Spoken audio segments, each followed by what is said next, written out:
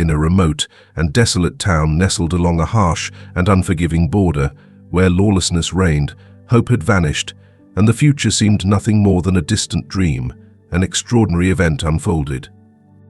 A letter, penned by a 12-year-old boy, made its way to the desk of the president and shook an entire nation to its core. Could a single, heartfelt act spark hope and transform the fate of not just a town, but the countless lives overshadowed by fear and despair? This is the story of Alex, a young boy whose unwavering courage defied the darkness surrounding him. In his hands, a single piece of paper became a vessel for hope, a light that pierced through the suffocating gloom, and a reminder that even the smallest voices can carry the greatest strength. Alex's story proves that even in the bleakest moments, the power of one brave act can illuminate a path toward change. There are places that don't show up on maps, where time seems to stand still and despair clings to every corner. In one such town, near the southern border, heartbreak had become a way of life. Once a bustling community of hundreds of families, the town was now just a hollowed-out shell of its former self. The streets were eerily empty, doors bolted shut, and an unshakable fear hung heavy in the air.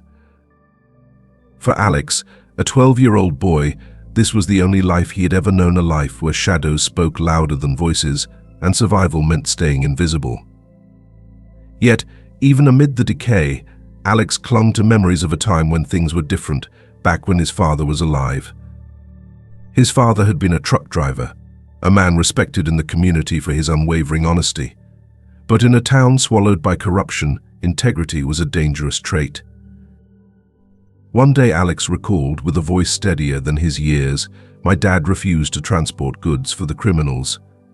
They killed him right there, in the middle of the street, in front of our house." That day, Alex's world was torn apart. His mother, desperate to protect him, had yanked him away from the window and whispered harshly, "Don't look. Don't cry. Silence is the only way to survive." But silence wasn't survival, it was surrender. And Alex, even at 12 years old, had begun to feel the weight of it. Since his father's death, Alex and his mother lived as though they were ghosts in their own home. Every noise outside made his heart pound, every unfamiliar face carried a threat. The town was no longer just a place, it was a prison, under the ruthless control of a powerful gang. Everyone lived by unspoken rules: don't resist, don't question, and don't even think about leaving. Those who dared to break these rules faced consequences too brutal to imagine. But Alex couldn't accept this as his reality any longer. Each day he walked past the street where his father was murdered, and it fueled his anger. The man who had taught him about courage and kindness had been silenced, and the town that once thrived was now drowning in fear. He would often sit on the porch of their crumbling house, watching the sun dip below the horizon, and wonder, why doesn't anyone fight back? Why are we all so afraid? Deep down, Alex knew why. The gang's grip on the town was absolute. They controlled everything: food, water, even the local government. People who resisted were dragged into the night, never to be seen again. And yet, the thought of staying silent for the rest of his life gnawed at him like a wound that wouldn't heal. One evening, as Alex sat under the fading light of day, he made a decision. "If no one else will do something," he whispered to himself, "then I will." It wasn't just about his father anymore. It was about the kids like him, kids who had stopped playing in the streets, stopped dreaming about the future. It was about his mother, who deserved to live without fear. And it was about a town that needed someone, anyone, to remind them that courage still existed. What Alex didn't know was that this choice, this single spark of defiance, would ignite something far greater than himself. The night was silent, the kind of stillness that only deepened the suffocating weight of fear in the air. Alex sat alone at a small wooden table, illuminated by the flickering glow of an oil lamp. The room around him felt as though it were holding its breath, just like the rest of the town. He reached for a crumpled piece of paper, smoothing it out carefully with his small hands. The words he was about to write felt impossibly heavy, but he knew they needed to be said. Taking a deep breath, Alex began to write, his pencil trembling slightly.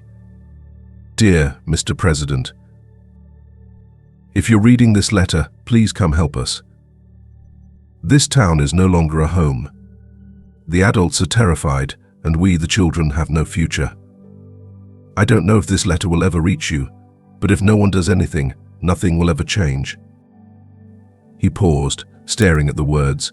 Did they say enough? Would they convey the urgency of what was happening here? Alex didn't know, but he also knew he couldn't rewrite them. These words, simple and raw, carried the desperation of everyone he had ever known. Carefully, he folded the letter and tucked it into the inside pocket of his worn jacket. He patted it once, as though to reassure himself it was safe. Then he glanced around the room, where the shadows of the past seemed to linger. His father's favorite chair sat empty. His mother's quiet hums had long been replaced by anxious whispers. This can't go on, he murmured to himself. The next morning, just as the sun began to rise, Alex slipped out of the house. The streets were as lifeless as ever, save for a stray dog scavenging near an overturned trash can. He kept his head down, his heart pounding in his chest. Every step felt like a gamble, every corner a potential danger. Finally, he reached the bus stop, a crumbling wooden bench beneath a faded sign. The bus driver was already there, leaning against his vehicle, lighting a cigarette with shaky hands. Alex approached him cautiously, clutching the letter tightly in his jacket. The man looked up, his weathered face lined with years of weariness. "What are you doing here, kid?" he asked, his voice gruff but not unkind. Alex hesitated, then pulled the letter from his jacket and held it out. "I need you to deliver this," he said firmly. The driver frowned, taking the letter but not yet opening it. "Do you know what you're asking? If they find out, they'll come after you and maybe me too." His voice softened as he added, "You're just a kid, Alex. Why risk your life for something like this?" Alex met his gaze, his eyes brimming with a determination far beyond his years. "Because if I don't, nothing will change. We can't keep living like this. Somebody has to try." The bus driver studied him for a long moment, then sighed deeply. He slid the letter into the inside pocket of his own coat. "All right, kid, but you better pray this makes a difference. Sometimes the world doesn't listen even when it should." As the bus engine roared to life, Alex stood on the sidewalk, watching it pull away. His heart was pounding, and 1,000 doubts raced through his mind. Had he just made a terrible mistake? Would this letter even reach anyone who could help? Or worse, would it put everyone he loved in more danger? But as the bus disappeared down the dusty road, a strange sense of calm washed over him. For the first time in his life, Alex had done something. He had taken a step, no matter how small, toward a future that might be different. Somewhere, far beyond the horizon, his words were on their way to someone who might finally hear them. A letter written by a 12-year-old boy in a forgotten town, could it really change everything? Alex's letter began its journey with a rumble of a bus engine, heading away from his broken town. It passed through calloused hands, weathered faces, and cautious whispers. First, the bus driver slipped it discreetly to a postal worker in a neighboring town, a man he trusted enough to handle something so fragile, so dangerous. The worker hesitated at first, reading the address and glancing back at the driver. "Do you know what this could bring down on us if it's intercepted?" the worker asked. The driver nodded solemnly. "I know.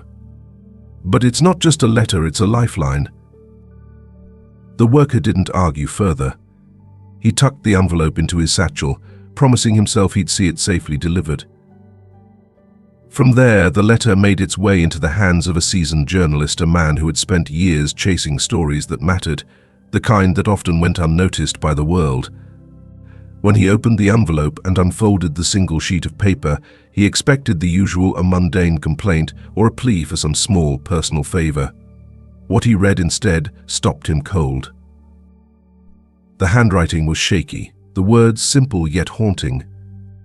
"Dear Mr. President, if you're reading this letter, please come help us. This town is no longer a home.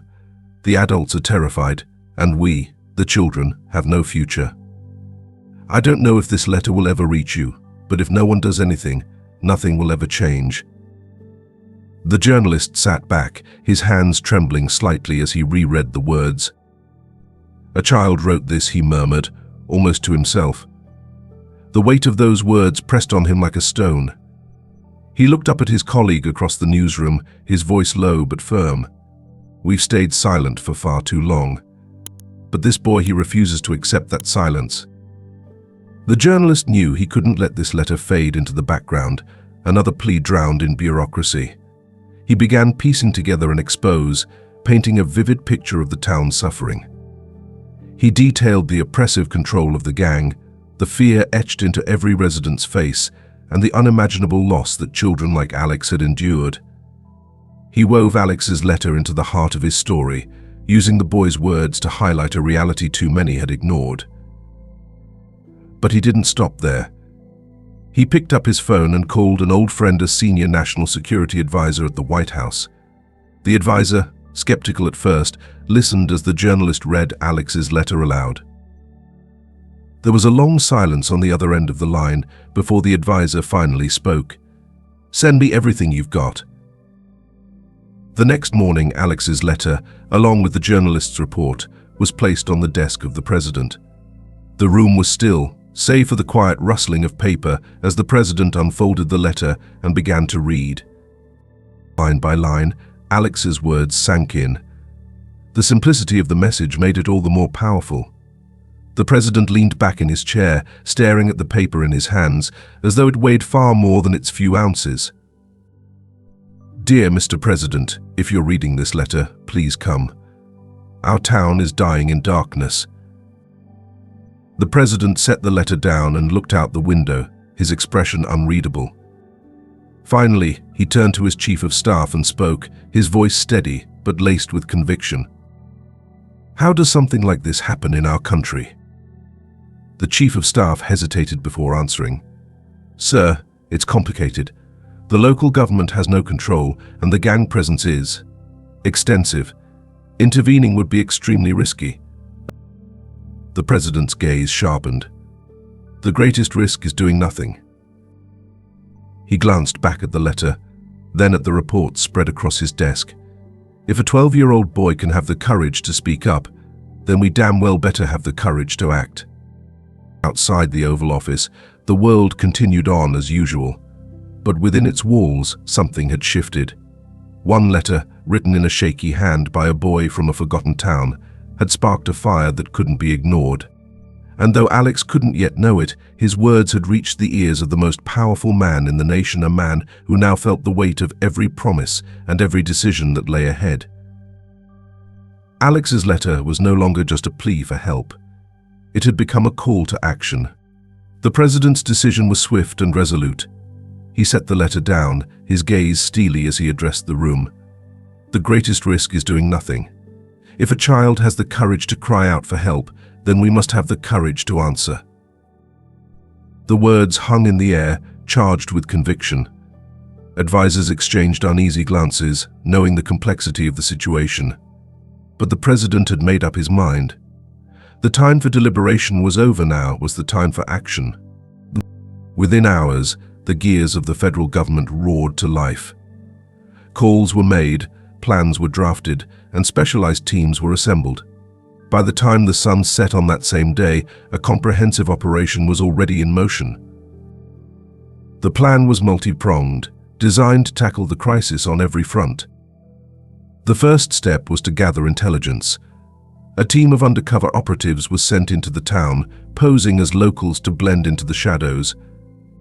Their mission was clear: identify the gang's structure, map smuggling routes, locate safe houses, and expose the corrupt officials aiding the criminal network. These operatives moved with caution, slipping through back alleys and abandoned buildings, collecting whispers and observing unnoticed. They documented everything: the comings and goings of gang members, hidden supply caches, and the fear etched into the faces of the townspeople. Every piece of intel they gathered painted a more vivid and more horrifying picture of what the town had endured. Meanwhile, a highly trained task force prepared for what would undoubtedly be a dangerous and decisive raid. They studied the intelligence being fed to them in real time, analyzing gang strongholds and escape routes. Every detail mattered. One misstep could endanger the lives of the hostages or the team itself. This wasn't just about taking down a gang. It was about dismantling an entire network of fear and control that had gripped the town for years. The task force knew that their actions would be the first step in restoring hope to a place that had long been forgotten. The president understood that even if the gang was removed, the town needed more than just freedom, it needed a future. That's where the reconstruction unit came in. Experts from the Department of Urban Development began drafting plans to repair the town's shattered infrastructure. They identified what was needed most: clean water, reliable electricity, functioning schools, and accessible healthcare. Emergency aid was prioritized: medical supplies, food and blankets for families who had gone too long without basic necessities. Plans for rebuilding roads, homes and community centers were set into motion, ensuring that the people of the town would have the tools to reclaim their lives. As these teams mobilized, the president kept a close eye on the updates streaming in. He wasn't just delegating tasks, he was deeply involved, questioning strategies and ensuring that no detail was overlooked. Standing by the window of the Oval Office late one evening, he glanced at Alex's letter, now framed and placed on his desk. "We're not just rescuing a town," he murmured to himself. "We're proving that courage, even from a child, can spark a movement." While the nation went about its business, unaware of the extraordinary effort underway, a small town on the brink of collapse was about to experience something it hadn't in years: a glimmer of hope. And though the road ahead would be long, the first steps were already being taken. The gang's control over the town had been absolute for so long that even a whisper of defiance was enough to put them on edge. So when they began noticing subtle shifts, people meeting in hushed groups, fewer fear-filled glances, their instincts kicked in. They knew something was coming. In a brutal display of power, they lashed out, abducting townspeople as a warning to anyone considering rebellion. Among those taken was Alex's mother. The news hit Alex like a blow, but he refused to crumble. Fear gnawed at him, yet his determination burned brighter. He approached the commanding officer of the task force, his voice steady despite the weight of the moment. "I know where my mom is," he said. "I can help you find her." The officer studied Alex for a moment, seeing in his eyes a courage that belied his age. Finally, he nodded. "All right, but you have to follow our instructions to the letter. No exceptions." That night, the town was cloaked in silence, the kind that hums with tension. Unmarked vehicles moved like shadows through the narrow streets, carrying the task force closer to the gang's stronghold. Alex sat quietly in one of the vehicles, pointing out landmarks and back routes his father used to take during deliveries. "There's a hidden road here," Alex whispered, tracing a line on the map. "They'll have guards, but it's the fastest way in."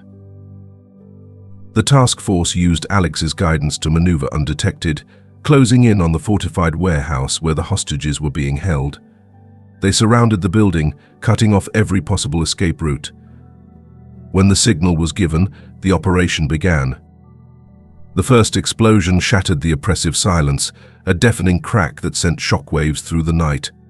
Task force members stormed the building, their movements swift and precise. Inside, chaos erupted. The gang members, caught off guard, scrambled to defend their stronghold. Gunfire echoed through the halls as the operatives methodically cleared each room, calling out for hostages. In the midst of the chaos, Ramon, the gang's ruthless leader, barked orders to his men, trying to regain control. But the operatives had already taken out his key enforcers, leaving him with little more than desperation. Ramon made a break for it, disappearing into a hidden passage beneath the warehouse. Alex, who had been watching from a safe distance under the care of a task force officer, recognized the path Ramon had taken. "He's trying to escape," Alex said urgently. "That tunnel leads to the river." The officer relayed the information, and a team was dispatched to intercept Ramon. They reached the tunnel's exit just as he emerged, his face twisted with rage and fear. "Freeze. Drop your weapon," one of the operatives commanded. Ramon hesitated, his hand hovering near his holstered gun. But before he could act, a sharp, precise shot disarmed him. The operatives moved in, pinning him to the ground and securing him in handcuffs. "Game over," one of them muttered as they hauled him away. Back at the warehouse, the hostages were being led out into the cool night air. Among them was Alex's mother, her face pale but her step steady. When she saw Alex standing at the edge of the operation zone, she broke into a run, tears streaming down her face. "You did it," she whispered, pulling him into a tight embrace. "You didn't give up." Alex held onto her, his own tears finally falling. "I couldn't, Mom. Not for you, not for anyone in this town." Around them, the town's long-held silence was replaced by murmurs of relief and hope. For the first time in years, the shadows seemed a little less oppressive, and the air a little lighter. The rescue was just the beginning, but it was enough to remind everyone that change was possible, and that even the smallest voice could spark it. In the aftermath of the rescue, the town that had once been a symbol of fear and decay began to stir with the first signs of life. The air, once heavy with silence, now carried the sounds of hammers, laughter, and hope. The townspeople, who had long been prisoners of their own despair, slowly emerged from their homes. At first, they moved cautiously, as though afraid the newfound peace might be a cruel illusion. But as days turned into weeks, they began to realize that the darkness no longer ruled their lives. Together, they rolled up their sleeves and got to work. Families, neighbors, and even strangers came together with a shared purpose to rebuild not just their homes, but their community. The crumbling walls that had once stood as reminders of years of neglect became canvases for hope. A group of local children, led by Alex, began painting colorful murals, doves taking flight, suns rising over rolling hills, and words of encouragement in bold letters. "This is where it all starts," Alex said to the group one morning as he handed out paintbrushes. "Every stroke is a step towards something better." In the town square, the repairs to the community center became a focal point of the reconstruction effort. What had once been a dilapidated building, barely standing, was transformed into a vibrant hub of activity. The townspeople decided to rename it the Unity Hall to honor the spirit that had brought them together. "This building will be more than just walls and a roof," said an elderly man who had volunteered to help rebuild.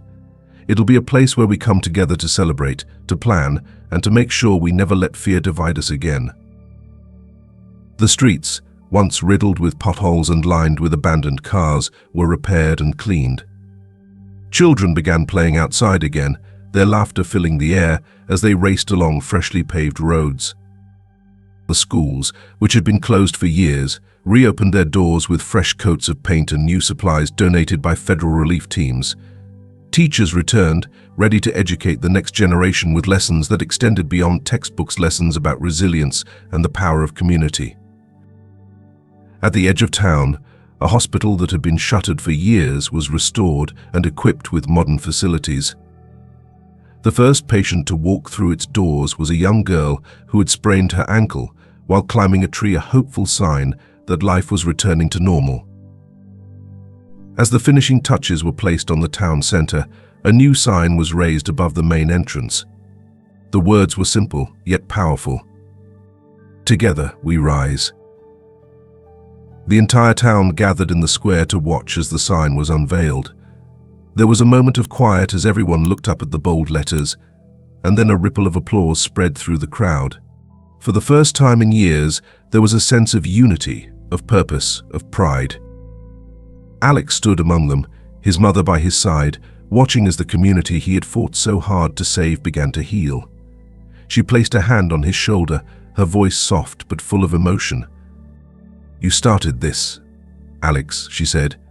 "You gave us the courage to believe in something better." Alex shook his head, a small smile playing on his lips. "We did this, all of us, together." The sun set that evening over a town no longer defined by its scars, but by its strength. The journey wasn't over. There was still work to be done, wounds to mend, and lives to rebuild. But for the first time in a long time, the people of the town felt something they hadn't dared to feel before: hope. Months after the town had begun its remarkable transformation, an unexpected event sent ripples of excitement through the community. Without fanfare or media buzz, the president himself arrived in the heart of the town. His motorcade was small, almost unassuming, but the significance of his presence was monumental. Word spread quickly, and by the time he stepped out of his car, the town square was filled with residents, people who had once hidden in fear but now stood with pride and curiosity. The president walked through the crowd, shaking hands, exchanging kind words, and stopping to admire the murals that had been painted on the town's once crumbled walls. When he reached the newly restored community center, now known as the Unity Hall, he paused before its entrance. A hush fell over the crowd as he turned to face them, his expression both warm and serious. The story of this town, he began, his voice steady and clear, is a story that reminds us all of something powerful. A small act, a flicker of hope, can illuminate an entire community. What started with one letter, a single, brave voice, has become a movement that has inspired not just this town, but our entire nation. The crowd erupted into applause, some cheering, others wiping away quiet tears. Among them stood Alex, the boy whose letter had set everything into motion. He stood beside his mother, his face a mix of pride and humility as he listened to the president's words. The president gestured for Alex to join him at the steps of the community center. Alex hesitated at first, but his mother nudged him gently, and the crowd parted to let him through. As he approached, the president extended his hand, shaking Alex's firmly before addressing the crowd again. "This young man, Dan," the president said, placing a hand on Alex's shoulder, "taught us all a lesson we must never forget: that courage, no matter how small, can spark extraordinary change." Alex didn't just ask for help, he reminded us of our responsibility to one another, our duty to stand together and fight for what's right. The president then led Alex into the community center, where a special plaque had been unveiled. Framed beneath glass was Alex's original letter, carefully preserved as a symbol of the town's rebirth. Beneath it, in bold letters, were the words, "Even the smallest light can pierce the deepest darkness." The president turned to Alex and said quietly, "This is your legacy, Alex. A reminder to everyone who walks through these doors that one voice, your voice, can make all the difference." As the day unfolded, the president stayed longer than anyone had expected. He listened to the townspeople share their stories of resilience, toured the school that had reopened its doors, and even watched a group of children playing in the freshly painted playground. Before he left, he addressed the crowd one final time. "This town has shown us what's possible when people refuse to give up, when they stand together and choose hope over fear. You are no longer defined by what you've endured, you are defined by what you've built, and I couldn't be prouder to have witnessed it firsthand." The applause that followed was thunderous, echoing through the square and beyond. For Alex, the visit was more than a moment of recognition, it was a turning point. As he stood watching the president's motorcade disappear into the distance, he felt a renewed sense of purpose. His letter had been the beginning, but the journey wasn't over. The framed letter hanging in the community center wasn't just a reminder of what had been achieved, it was a promise for the future, a commitment to ensure the town would never again fall into darkness. And for Alex, it was proof that even the smallest voices could carry the greatest strength. As the crowd began to disperse, the president turned back to address the townspeople one final time, his voice warm and filled with conviction. "I want to leave you all with a message," he said. "This town, your journey, and your resilience have reminded us of something profoundly important, that even in the darkest moments, hope has the power to shine brighter than fear. It takes courage, unity, and unwavering belief to rebuild what was lost. And you have shown the world exactly how that's done." He smiled, looking out over the sea of faces, from the elders who had seen the worst of times to the children now laughing and playing nearby. As you continue to rebuild, remember this: the strength of a community lies not just in its structures or systems, but in its people. In your hearts, your values, and your ability to stand together no matter what challenges arise. May this town always be a beacon of hope. A reminder that when we rise together, there is nothing we cannot overcome. Then, he added with a gentle but powerful tone, my hope and prayer for all of you is that the light you've reignited here never dims. May your days ahead be filled with peace, progress, and the unshakable joy of knowing you have reclaimed your future. God bless you all. And may this town continue to inspire others to believe in the power of hope and unity. As the crowd erupted into applause once more, Alex looked up at his mother, who smiled and whispered, "This is just the beginning." Alex nodded, knowing deep in his heart that she was right. Their town, once broken, now stood as a testament to what could be achieved when hope and action come together. And the future, for the first time in years, felt limitless.